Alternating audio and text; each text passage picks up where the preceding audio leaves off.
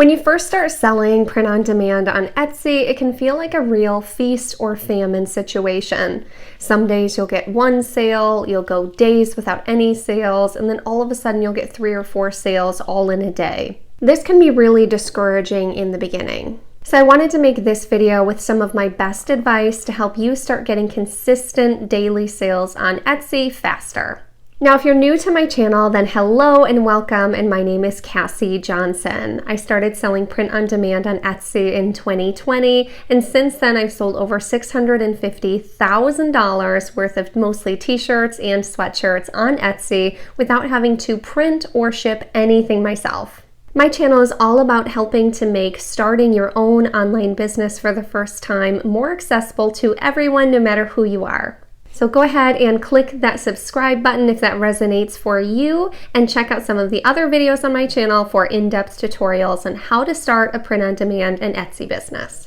In this video, we'll talk about how long it takes for listings to rank on Etsy, how listings get ranked on Etsy, what to look at in your store if you're not getting any views, and what to look at if you're getting views but you're not getting any sales. That way you can self-diagnose what things you need to work on to start getting those consistent daily Etsy sales.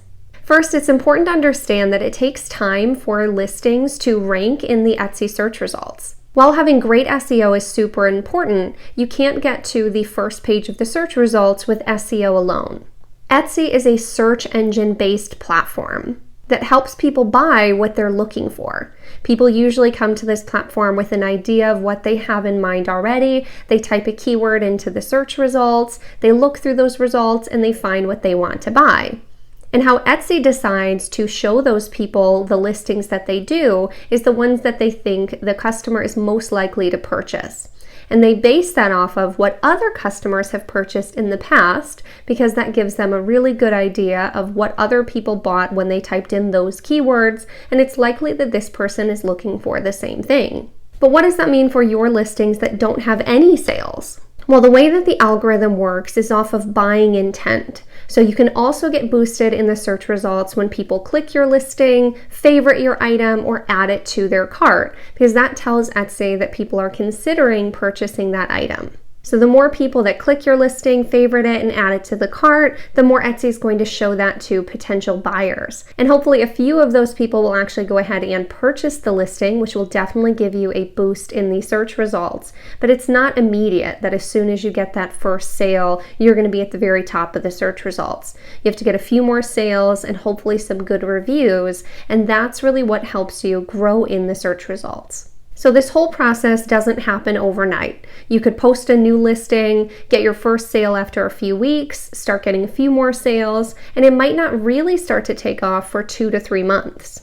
So because of this, you want to be consistently posting new items for sale in your store. That way you have a steady stream of listings that are getting to that 2 to 3 month old mark, and hopefully starting to gain traction and start getting you those daily sales. So try to make it a weekly goal that you get new listings in your store weekly for what you think is going to be selling a couple weeks or a couple months from now. That way you can be early for the holidays, appreciation days, and seasons that people like to shop on Etsy for. If you're newer to print on demand and you're not sure what types of holidays, seasons, or appreciation days people buy t-shirts for, I do have my print on demand niche calendar down in the description that's available that has over 40 different niches to sell for throughout the year, and exactly when to post them by to make sure that you're early to those trends. Another way to get more consistent daily sales in your Etsy store is to convert more of the customers that look at your listings into buyers. So let's talk troubleshooting if your conversion rate isn't very good and what to do about it. If you're getting views on your store but very few sales, then it could be something that we need to look at within your listings.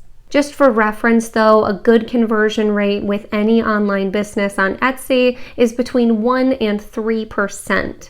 A really good conversion rate is 4%.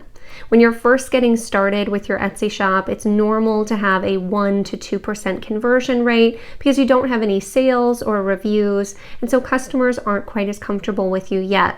But you should be getting closer to that 3% conversion rate after you've got your first 10 to 100 sales.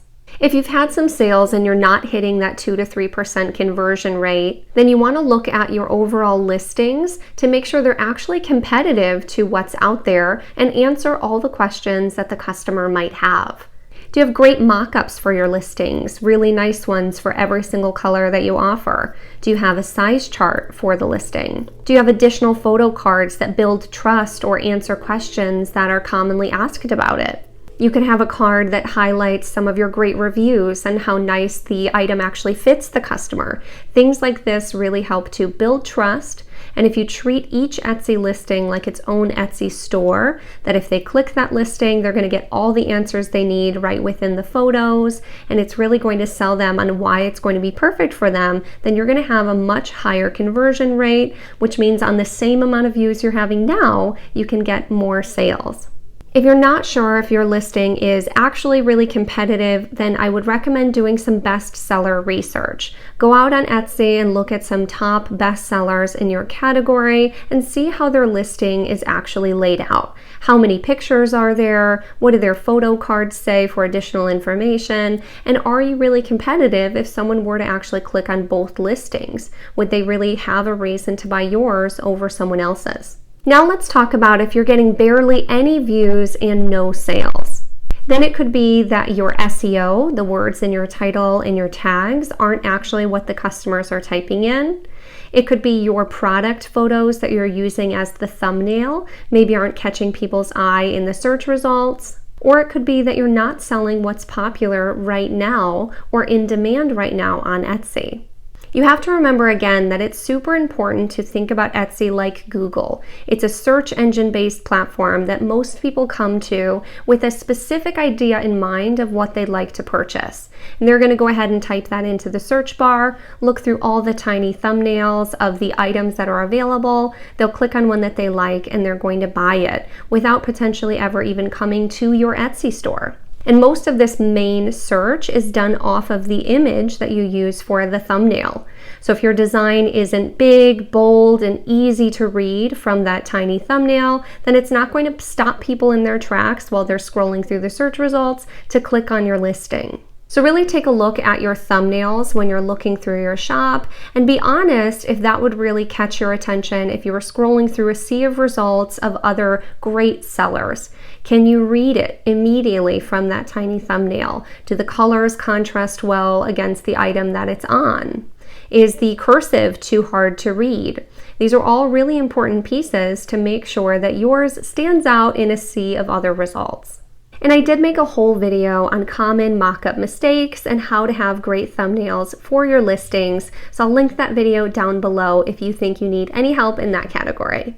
And for the keywords, if you're not using your full title, all 140 characters, and all 13 tags, then you're probably missing out on coming up in a lot of great search results.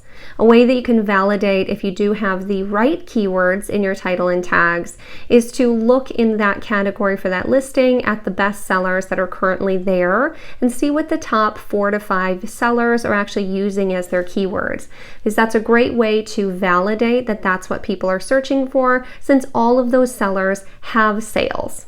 Once you're confident that you have really well done listings that are now ready to promote, it might be time to take a quick look at Etsy ads to try and boost yourself in the search results. But only if you have the extra budget to spend testing out the Etsy ads. Etsy ads aren't as simple as you just turn on Etsy ads for all your listings and it gives you more money than you spent back.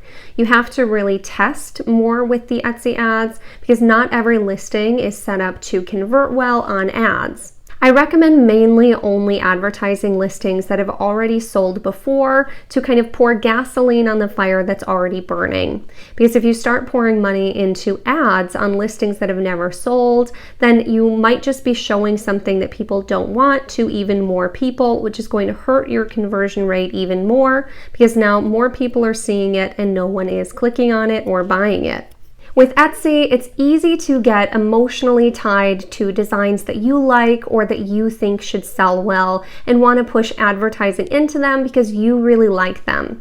But the hard part about Etsy is it's hard to guess what's going to sell well for other people. So you do really want to make sure to focus on the data. Everything you do with your business should be data-driven. If something's not selling, then I wouldn't keep pouring any time or mental energy into it. Once you start getting sales on other items, you want to make more of those, add it in more colors, and really capitalize on what's already working for you, even if it's not a design that maybe you would love yourself to wear. And I do have a whole video about Etsy ads if you're not sure exactly how to use them. I'll go ahead and link down below a video I made about how I spent $12,000 in 2021 on advertising, and I go through exactly how much money I made on the ads after spending that $12,000. So I'll go ahead and link that in the description below. So as a recap, to get more consistent daily sales on Etsy, I recommend posting new listings weekly, so that way you have a steady stream of listings that are getting to that 2 to 3 month maturity time frame where they can really start to pay off and get you more consistent sales. To list early for holidays, appreciation days, and seasons. That way you can be ahead of the trends instead of only chasing what's selling right now. Really analyzing your current listings to see if they actually have what it takes to be highly converting listings. I know it can be hard to be honest with yourself, but take a look through some best-selling stores who have thousands of sales and compare your listings to really see if you measure up against those. And once you have your listings optimized, to consider running Etsy ads to those listings to give them that extra boost after you get those first few sales. I really wish there was some magical number of listings that I could tell you that you need to have in your store before you can start getting consistent sales on Etsy, but there really isn't. I've seen stores that have 300 listings with thousands of sales, or I've seen stores with 4,000 listings and 300 sales. It really is more about the quality of the listings that you put out. So try not to spend your time focusing on being productive.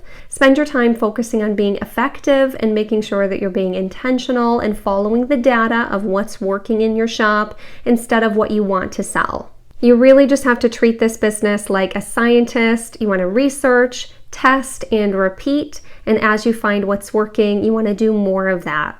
Don't make it more complicated than it is. It really can be that simple. I really hope that this video was helpful for you in knowing that there is no magical formula. There's no tip or tricks that's going to help you start getting those consistent daily sales. You have to really put that work in, do the research, and be intentional with your time and your efforts, and then it will all start to happen if you just make sure that everything you do is data driven. So please take a moment if this video was helpful for you and subscribe to my channel. It does really help me more than you ever could know, and I appreciate all of you, and I'll see you in the next one.